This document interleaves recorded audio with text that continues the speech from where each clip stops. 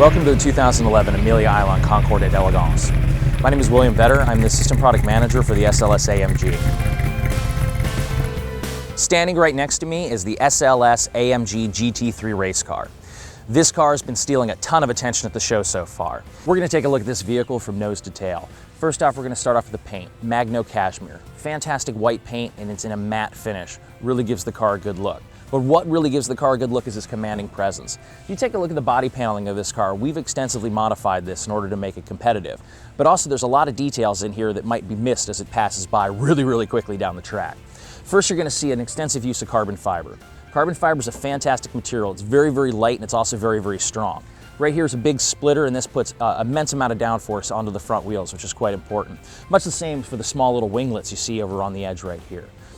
One of the other pieces about it that you'll notice, and most people don't know, is that small little red cord there. That's for when things kind of go bad and they need to pull you out of the gravel trap after you've been going a little bit too fast, perhaps.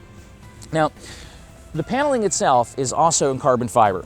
The reason for that is because it lightens up the vehicle a good bit, and it also has a lot of strength. You see these really wide fender wells. You couldn't do that out of aluminum, really have a lot of rigidity, so it's done out of carbon fiber. Vents on the top of the fender to let the air out. You've got air completely coming around here and coming off the wheels, and it's got to exit somewhere. In the same way, on the top of the hood, there's an exit for all of the heat to come out of the engine, because you can imagine with 563 horsepower, this thing generates an awful lot of heat. For the GT3 rules, you have to run a 19-inch tire, but one of the things that you also have is you have a center locking lug nut here. This allows you to be able to do pit stops very quickly. You'll see this vehicle is very low. And the way that we deal with that is we actually have an air jack system. So a guy will come up, he'll plug right into here, 4 posts will stick out of the bottom of the car, and the whole car will rise off the ground instantly. It allows a very quick tire change and right back out on the track. Moving further down the side, you're going to see, again, more internal cowling. This takes cold, fresh air and drives it right to the rear brakes in order to cool them. Over here, you have the fast fill fueling system. We actually have one of these on each side, so depending upon what track you happen to be, really anywhere in the world, you can pull up to the pits and make sure that you get awful lot of fuel very quickly. Moving along to the back, this is really kind of the most prominent piece of the car. Carbon fiber spoiler that can be adjusted in many different angles in order to give you the amount of downforce that you want depending upon the track. But this right here is called a diffuser. What happens is, as the air comes under this car at a very high rate of speed, it comes back and it's channeled through here.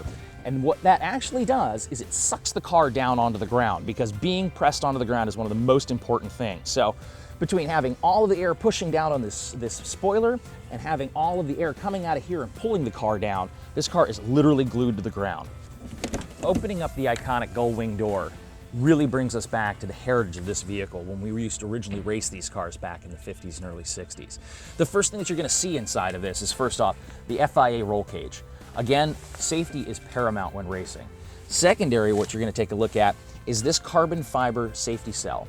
This is a pretty tight fit, so in order to get in there, you pull the steering wheel off. And one of the things you can see about the steering wheel is it has all the different buttons that a race car driver would need. Being able to access the radio, hitting the high beam to show the person in front of you that you're going to go past really quickly.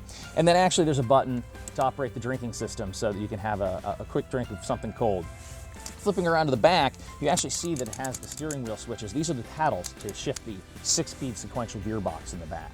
There's a whole host of buttons and switches and knobs, but one of the ones that's really kind of cool is this one right here. It's marked emergency exit. You can imagine with gull wing doors, if you had a really bad day and this car is now on its roof, how are you going to get out of it? Well, you press the button and it blows off 2 pyrotechnic charges, which allow you to pull the whole door right off, literally blowing the doors off the vehicle. Well, that pretty much covers it, but you know what? I saved the best for last, because my favorite thing about this car is this.